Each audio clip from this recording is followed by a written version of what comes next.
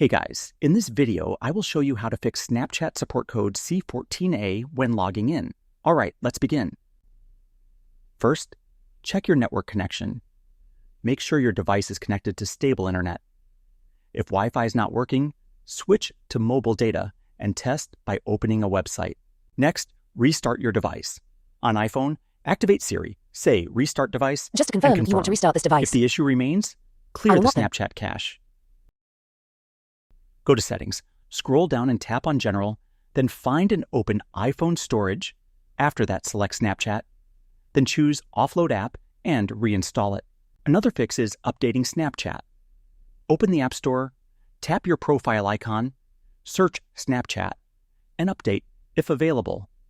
If that does not help, uninstall Snapchat, reinstall it, and log in again. So that's basically how you can fix Snapchat support code C14 when logging in. And that's it for this video. If you find this video helpful, please consider subscribing and leaving a like. Thanks.